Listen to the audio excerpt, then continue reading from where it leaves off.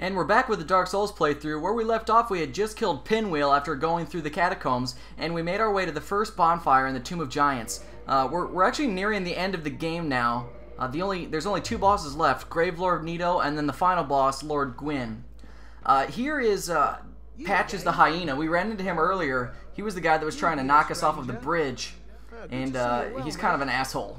All right. You came at the perfect time. There's a fine stash of treasure right down that hole. I found it first, but we're friends now. I'll split it with you, in any case. Have a look. It'll shimmer you blind.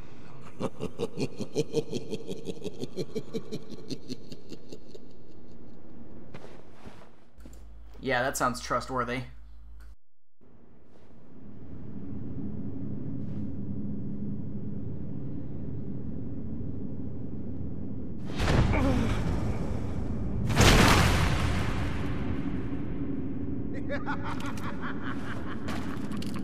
This is what I do, my friend.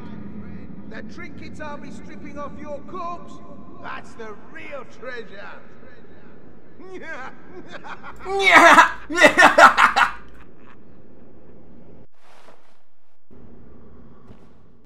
Alright, so if you haven't found a skull lantern yet, there's one down here that you can use. There's a few other ways to light this place up. There's a spell called Cast Light, and there's also a helmet called the Sunlight Maggot that you get in the Lost Izalith. Kind of, it's by the shortcut that we did not use, and you can actually wear that hat. That's probably the easiest and best thing to use in this zone because you don't have to have anything in your offhand. But being that we're the sorcerer, we don't really need a shield because we have so many ranged spells that having to use the shield in our offhand, or the skull in our offhand, is not a big deal. Now, we're going to try to get out of this pit, but down in the pit, there's a couple of these tower-like skeleton things that they can actually do some pretty good damage if you're getting close to them, but we're just going to shoot spells at them. There's also a girl down here and with two guards that we'll run into right here, and the guards are hostile. Hello, are you? Thank goodness. Please be careful. There are two fierce hollows not far from here. They were once brave knights, my former escorts. Who would let such strong spirits be hollowed so? Heavens, is there nothing at all to be done? We would have seen her and her two guards earlier up in the Firelink Shrine next to the priest that teaches you the first spells. You can kill her right here, and she'll give you a spell, I believe, and a talisman, which is what the clerics use to cast their miracles. If you save her and let her go, you can find her again up in the Undead Parish by the big Black Knight, by the first Those two hollows, did you? Firekeeper soul that we found, and she'll sell you some really powerful miracles then. I'm certain that both Vince and Nico are grateful to you. Thank you so very much. Here, these belonged to them. You deserve them more than I. I believe replenishment is a heal over time, so you cast it and your health will start to regenerate, basically. The spells that she's going to sell are going to be like Greater Heal, and I believe she sells Wrath of the Gods, which is like a big AoE knockback spell that's pretty good. She sells a couple more, I'm pretty sure, as well. So again, she's up in the Undead Parish by where we got the first Firekeeper sold, in the church, right underneath the gargoyles. If you're interested in getting those spells.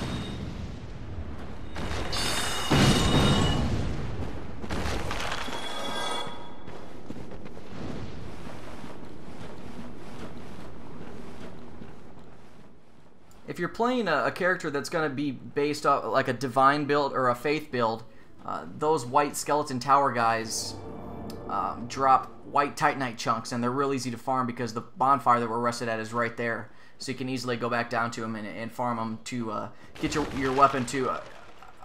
I think divine goes to +10. And those are what you need. There's also a white Titanite slab in this zone that is right before Gravelord Nito that you can use to fully upgrade your weapon before you fight him.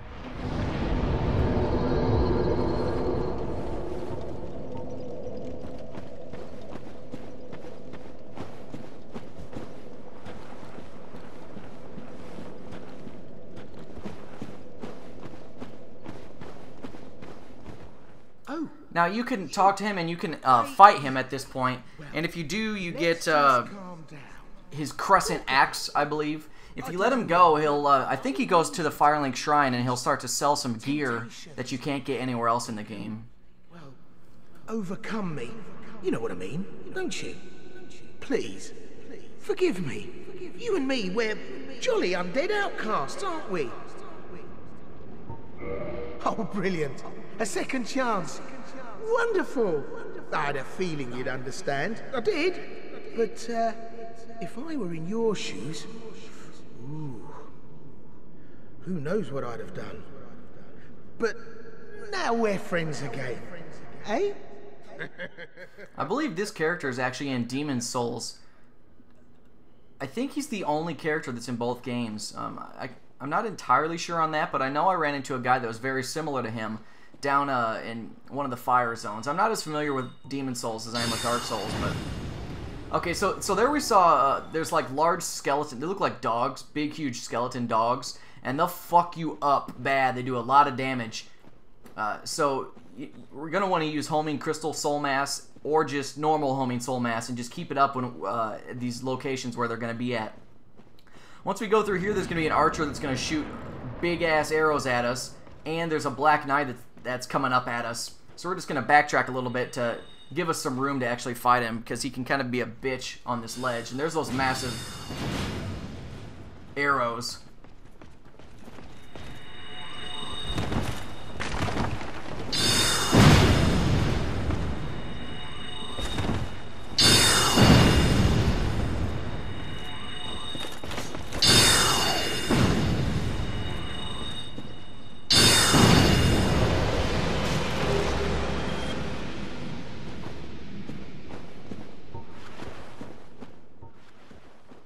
Alright, there's going to be a dog up here on the right, and then to the left again is the guy who's shooting the arrows at us. So we're going to try and take the dog out with a Homing Crystal Soul Mass, and then run over and get the arrow guy. Yeah, no problem.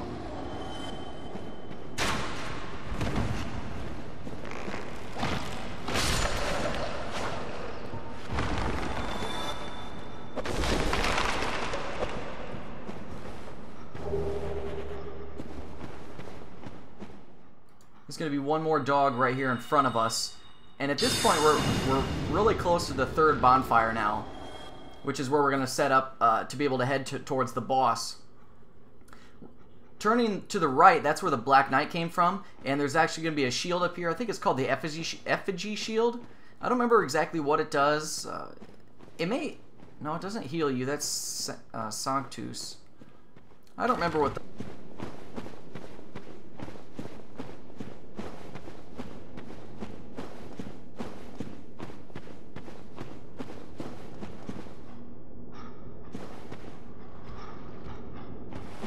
More of those dogs and a large skeleton with a sword.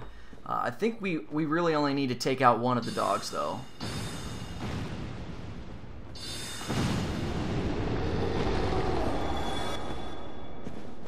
Bonfire.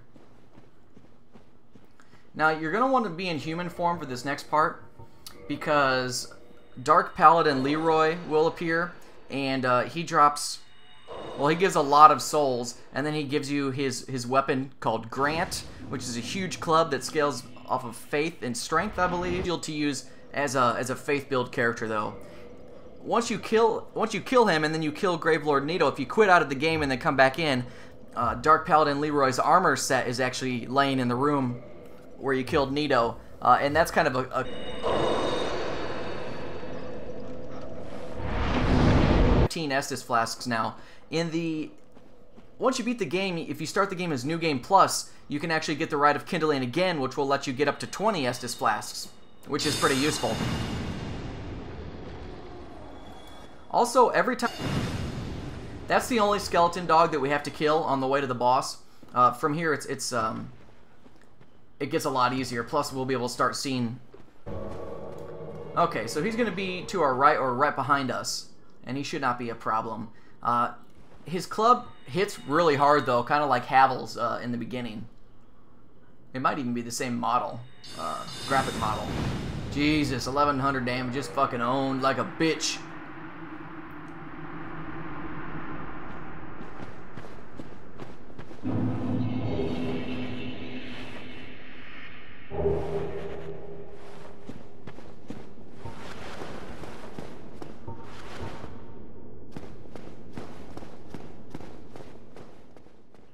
So up ahead here is going to be a narrow walkway, and there's going to be 3 or 4 of those tower skeleton things. On characters where I find myself dying a lot to this boss, I'll actually just sprint by pretty much everything in here because they don't chase you.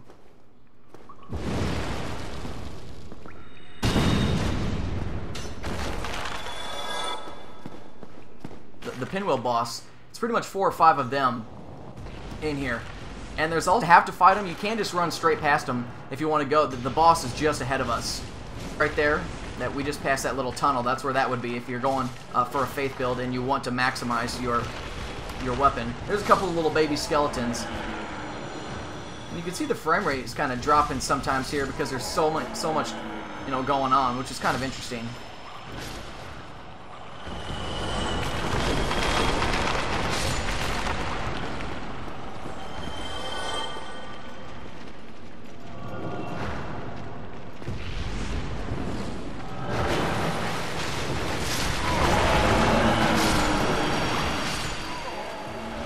These guys also have a chance to drop the hats that Pinwheel drops as well, so you can farm all 3 of them. My retarded ass did not pick up the hat from Pinwheel when I killed him.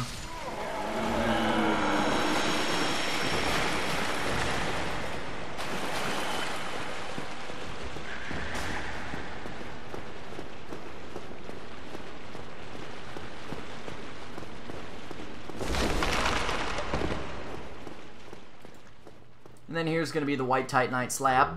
Here we are. Not that I need it, but that's where it's at. And now there's nothing standing between us and Gravelord Nito. Gravelord Nito is kind of a tough boss fight sometimes, because there's a lot of skeletons that he'll continually summon to fight for him. What I found with melee characters is I kind of hold my shield up and just walk backwards while auto-targeting him.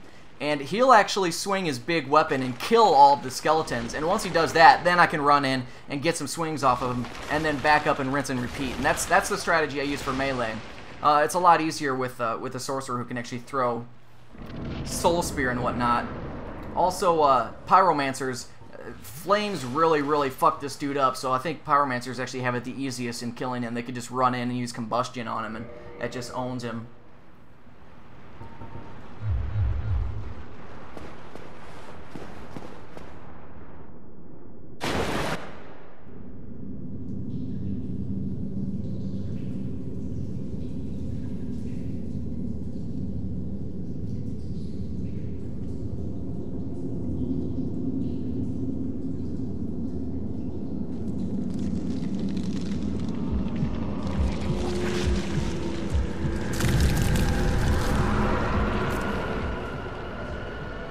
He's a really fucking cool looking boss. Also, his sword, you get that when you join his covenant.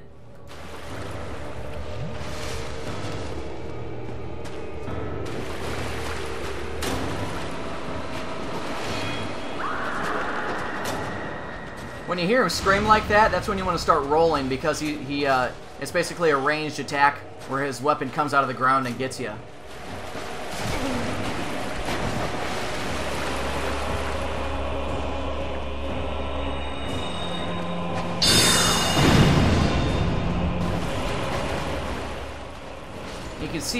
You can see him swinging. That's again where I use that to my advantage and let him kill his skeletons there. When he does that lunge forward, he'll actually pick you up and drain a lot of your health. So if you don't have a big health bar, nope, there you go. You can see he just did it to me. It's going to drain a lot of my health.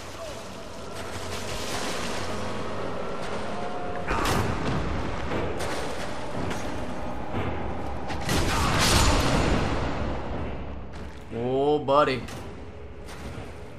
Close as shit.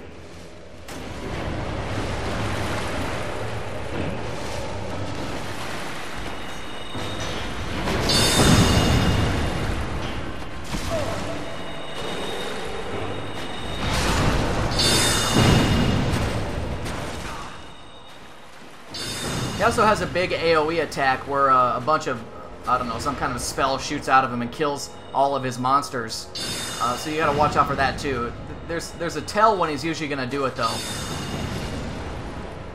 He's almost dead now. This was not that hard of a fight. He can be a bitch sometimes, though.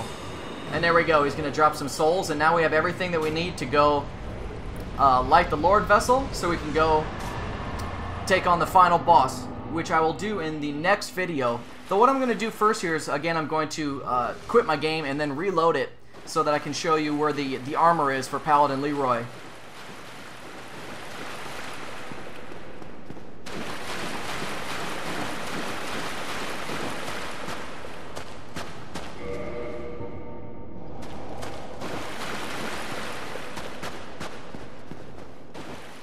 And there it is.